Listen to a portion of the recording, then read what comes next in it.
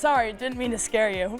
On this week's spooky episode of What's Up Weekly, we are in studio dressed as the cast of Blue's Clues, and Callie and I take a look into the future. And we'll take you to the most haunted spots on campus. What's Up Weekly starts now.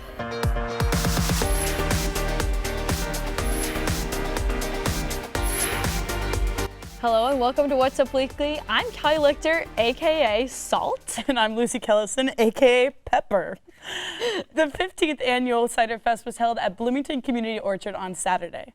The event is sponsored by Bloomington Community Orchard and was free to the public. The Rainbow Bakery took place in giving away free fall-flavored donuts to attendees. Other events included face painting, haiku writing, and pumpkin painting. The Bloomington Community Orchard does not sell anything. Rather, they allow local gardeners to use the space for their own gardening. Now, you may have seen a certain skeleton harvester walking around on Kirkwood. I mean, you can't really miss him. What's Up Weekly correspondent Jack Lindner takes us behind the man in the mask. Jack? Thanks, guys. If you were on Kirkwood Avenue last night for Halloween, chances are you ran into a cybernetic creature known as the skeleton harvester. I met up with the creature to see what he's been up to this spooky season. On cold autumn nights like this one during the spooky season, the skeleton harvester roams the streets of Bloomington to delight and fright trick-or-treaters. Bloomington resident and IU alum Riley Donaldson dons the mask every year and travels across the city on jumping stilts, scaring locals and posing for photos. It's super fun to just give people that little bit of mystique, that little bit of weirdness. I'm all about keeping things weird.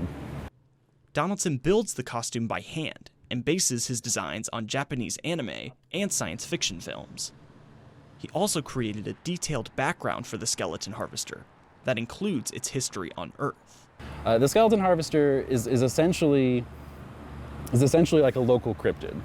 So it's like a local urban legend. It's a creature that you see every now and then downtown, like in the alleys. It comes out from underground.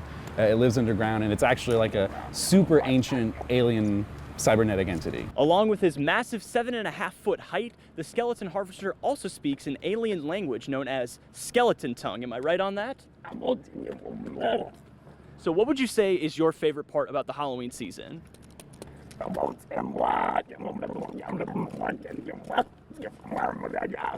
Although he may look scary, Donaldson assures locals that the skeleton harvester is extremely friendly, and the majority of interactions are positive. He says the creativity of the experience gives him an opportunity to bring joy during his favorite holiday. I mostly just do it for fun and for exercise and to get out of my head.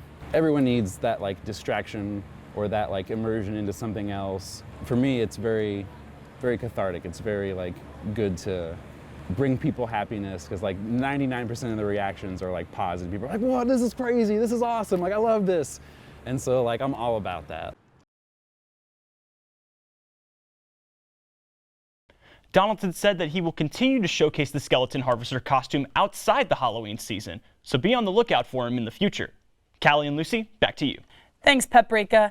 Downtown Bloomington's annual trick-or-treat walk is back and bigger and better than ever. The event, which celebrated Halloween in style, not only delighted families with an array of spooky and fun costumes, but also rallied strong support for local businesses. Many local establishments joined in the festivities, generously handing out candies to excited children in the community. Families came together dressed as goblins and ghouls, creating unforgettable memories as they enjoyed an evening of treats and community spirit. One attendee said it was her favorite night this year. It was really nice and it's fun for kids. I love it. They keep giving out kids and saying trick or treat, happy Halloween. It's so fun. The event page kept attendees informed about participating businesses and provided online access to event map days before the event, making it a memorable family event for Halloween enthusiasts. Still to come on What's Up Weekly, we get you caught up on this week's trending topics. We bring you the latest on Friends star Matthew Perry's death. And the Bloomington Brief is back in studio. All that and more coming up. Hoosier News Source, Wednesdays on IUS TV. For this Halloween episode, we sat down with tarot reader Lauren Fry so we can get divine answers to our pressing questions. Take a look. Okay. Do anything I should say, or? How does it work? Okay, so how familiar are you with tarot? I'm not very familiar. Okay, so tarot and card reading in general has been around for hundreds of years. It operates on natural time, which came before we had clocks. So natural time, they would measure things with like the rotation of the stars and all of that. And with natural time, everything is cyclical instead of linear. So the way that we do tarot is we're measuring things in cycles. And it all reflects, have you ever heard the phrase as above, so below? Yeah. It's based around that, where the macrocosm of the universe is present in the microcosm of individual experience. Okay. So the first thing I'm going to do is clear the deck. And to clear the deck, you're just shuffling. You're just setting the intention for what you want your reading to be. Okay. And you can also, that's why I brought some crystals with me, because you can use crystals to set intention. So what I have with me today is selenite, which is used for protection and connection and clearing. So it just is a great like general positive vibe crystal. Okay. And then I also have some green fluorite, which is used for intuition and connection into the divine, all of that kind of stuff. Okay. So I'm just going to shuffle a little bit so we can clear the deck, and then, whoop. So what questions do you have that you would like answered today? What can I hear like the type of questions you want to ask? So with tarot we can do like a more general reading of just things coming up in your life, whatnot, or we could do like a love life reading, we could do a success reading, anything like that. Okay. And there are multiple different ways that you can do a spread, but the easiest way is a 3-card spread, and we do past, present, future. Okay. To kind of reflect like where you've been, where you are currently, and where you're going. Okay. So we can do that if you want. Yeah, that sounds perfect. So what questions do you have? Would you like Can a general reading? A general reading of how Absolutely. things are going? So, yes. And your name's Lucy? Yeah. All right. So then let's go ahead and get started. It has been a minute since I've read tarot. I don't do it a ton in Bloom, but... Okay. But I've been reading tarot for a couple years now. It's just a hobby more than anything. Some people do use it as like a spiritual practice, but for others it's just something that's for fun. So we're going to go ahead and start. So Lucy would like just a general reading to see what's coming up in her life. Any messaging from the universe that might be helpful to her in this time. That's what we're looking for. Oh. There we go. Okay. So we have fell all the way down. We have the 9 of Swords. Okay. All right, that's our past card. And then we have the 4 of Pentacles in reverse. And we have the 9 of Wands. So there are 4 suits in tarot. I took some notes just to make it easier. So the suits are, we have the swords, which represent intellect, and they go with the element of air. And then pentacles represent wealth and physical realities, as well as like material realities. So anything that's of the earth is pentacles, and so it goes with the element of earth. And then wands are passion, inspiration, anything like that. So they go with the element of fire. Okay. So with our little past, present, future reading that we have here, we're starting off with the 9 of Swords, which, as you can see, is not a super pleasant card. Okay. This awesome. Yeah. But this is our past card. I will tell you, from what I can see here, it looks good. Okay. So don't worry about it. That's the other thing. Tarot can sometimes be intimidating because like there's the death card, but the death card is one of my favorite cards in the deck because it actually is very misunderstood. So with the 9 of Swords, I'm seeing that you've had a lot of worry in your life recently, probably a lot of stress.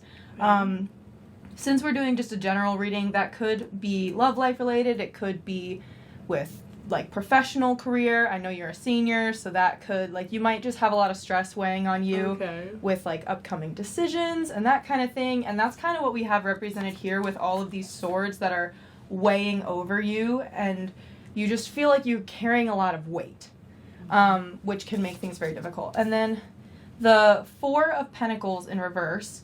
So anytime a card is in reverse, it typically is a slightly more of the negative connotation of that card. Okay. So what we have here, the Four of Pentacles is all about balance, but also you see how he's holding on to it, like every single pentacle he is physically touching. It's a sign of protectiveness. I think you've had a lot of stress going on in your life, and a lot weighing down on you, and as a result you have kind of been holding very near and dear to you everything that has been bringing you joy, because with everything else going on, you're scared of losing the things that are making you happy. And so that, like, it can sometimes be seen as a negative thing if we're too protective, especially of material objects or of wealth. Like, with the pentacles, it often implies money. If you're, like, so perhaps you're stressed out about money or stressed out about... I have a feeling this is resonating. I'm poor. Okay, cool. So, like, stresses of material wealth, stresses of money, I feel like that's kind of where I see you at right now. Okay. Coming out of this period of, like, stress. Maybe you had a lot of financial burden, because also the swords represent intellect, so maybe it was something to do with education that now you find yourself, like, you feel like you don't have much left to give, so the little bit that you do have left, you're kind of holding on to because you're scared to give that up. Okay. But what I see moving forward with the Nine of Wands, this is because this is upright, I see that we still have kind of some battles that we're going to be facing. Cool. But the bright side is that this card represents, like, hard work, and, like, you're not through the battle yet, but you have the drive and you're finding the tools to help you get through it. Pull some cards for me, because I like reading my own tarot, but I feel like I often have bias, because Exactly. you know what you want to hear. Yeah. And the thing with tarot is it doesn't always tell you what you want to hear, it tells you what you need to hear. So it's good to have kind of a third party who can, like, differentiate guide that. you through it rather than just the divine. Yeah. And for the record, for our viewers, I was forced into doing a love reading. Woo! Okay. No, Not I'm by kidding. me. Not by Not you. by me, by your co-host. Not by you, by Lucy Kelson, actually. Yes. So, okay, Okay. we're going to start with this love reading. So, universe, if there's anything for Callie regarding her love life, what's been happening, what's upcoming, any messages you can give to her, help me to see that and communicate that effectively to her, and let's just see what you have for her. This is Okay. also so embarrassing. My nails are, like, so gross because 2 of them fell off this week. Oh, mine look disgusting. They're just my natural nails right now. Okay, so we have the Four of Cups in reverse, and then we have the Seven of Pentacles. Oh, God. Whenever I do, sometimes if I'm feeling, like, really, like, ugh, and I'm reading myself, I just ignore the reverse meaning. I'm Really? like, I don't want to hear this right now. I think it doesn't always have to be bad. Yeah. And I've found that even when things, like, when my tarot reading isn't what I would want to hear, later on in my life, I'm like, oh, they were so right. Yeah. So is there anything else, any other messages we can get for Callie right now? Anything about future, upcoming love life endeavors? Okay. Previous Ace of endeavor. Swords. Yeah, previous love life endeavors. We kind of have that represented here, I can see. So, all right. I'll do one more shuffle, but I think we have our past, present, future. So maybe I'll wait and we can do a clarifying card if Yeah. we're so confused. Yeah.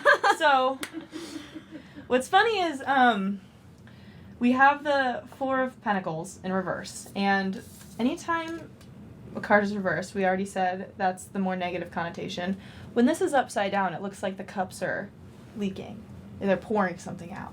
So, with this card in reverse, to me that symbolizes kind of like a loss of something that you're kind of feeling like turmoil, and you're feeling like your whole world's been turned upside down because That is one way to describe it, yeah.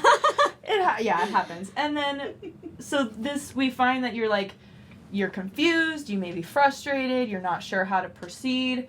And so this is where you were in your past. But now, currently, as we have in the future, you're kind of sowing the seeds for what's to come. You're going to reap what you sow, but you have to first plant and nurture it in order for it to become something. And then with the Ace of Swords, aces in any suit symbolize the beginning. So with that, I see we have some potential new beginnings coming in, but with this card being in reverse, because keep in mind, swords are the symbol of intellect, and then cups are emotion, and pentacles are wealth and material. So we have a lot of negative emotion going on here, a lot of world being turned upside down. But then here we have, you're finding joy in other things in your life that maybe aren't related to love. You're working on yourself. You're finding ways to bring back some of the joy that maybe you lost when whatever was taken away from you. And now you're working on yourself right now is sowing the seeds for the good that is to come. And we have an ace card, especially Ace of Swords being intellect, which means that you're definitely at the beginning of some new chapter, which is interesting and very fun when it comes to love life. But I think with the sword being in reverse, again, you want to be careful, because I guess just like tread lightly and try not to rush into anything too quickly, because you may feel like, oh, I've been working on myself, I've been doing a lot of great things, like I've been finding all this joy in my life. You know, what's going to bring more joy is maybe a new love endeavor, but at the same time, don't... Shut up, Lucy. Don't sacrifice all of the good that you've been doing for what may right now just appear to be the next best thing. So. Any other questions I can answer? No, I think this answers all of them. I think this answers all of them. Well, that is great news. Glad I could be here. Glad I could help. Again, oh my god. Yeah. See, it's like one thing to do it for myself, but to hear coming from like that like third party, it's just like, especially wow. like I love reading tarot for strangers, because it's fun to, like, for me to kind of put the pieces together of like, I don't know you, but what's going on in your life. Yeah. Let's see what they're saying. Let's see what's going on. Well, thank you so much for coming in. Yeah. Kind of last minute reading the tarot. Well, I'm happy to be here. I'm glad you guys were able to have me. Many thanks, Lauren. After the break, we take a look at the spookiest, most haunted places on campus. They aren't what you might think. We'll be right back. The Toss-Up, Fridays on IUS TV. Welcome back to Trending Topics. Now, today's one is a sad one. Yeah, on Saturday at around 4 p.m., the LA police released a statement saying that 54-year-old Matthew Perry had passed away. The Friends star, known as Chandler Bing on the show, who I grew up with, and I know a lot of us grew up with, unfortunately passed away in his backyard, and the cause is currently unknown, but more information is soon to come. I personally have never watched Friends, but it is so ingrained in pop culture. I feel like you would have to be living under a rock for the past, like 30 years to not know what Friends is, who Matthew Perry is, and just like the cultural icon that he was. Since him passing, social media has blown up with clips of him making his co-stars laugh on set and reading things from his memoir. And unfortunately, though his memory will live on for a very long time, we did not get him here for very long. Yeah, and I know that he's really struggled with addiction all throughout his life. And again, the cause of his death is unknown, but it would be so incredibly sad if it was due to, the struggles that he's had for the past couple of decades. And many people have been asking the Friends co-stars to comment on this event, and they haven't really felt ready, but they released a joint statement saying, quote, "We were more than just a cast, we are a family," end quote. I feel like there's nothing really much more that could be said. I mean, it's so terrible. They were so strong for so many years, and it's like losing a sibling at that point. I know, it's very, very heartbreaking, but like I said, his memory and legacy will definitely live on for many more years to come. And to kind of lighten the mood on this week's episode of What's Up Weekly, we have the Bloomington Brief in studio. Yes, our news entertainment correspondents, Alex Koslowski and Logan Vaught, are back in studio dressed as Steve and Blue. Guys, take it away. Hello everyone and welcome to the Bloomington Brief. For my costume, I'm Steve from Blue's Clues. And I'm the dog. Wait, what was that I hear? I believe it's mail time. We just got a letter. We just got a letter. We just got a letter. Wonder who it's from. Oh, let's just, see what that says there. Oh, it says your Steve costume sucks.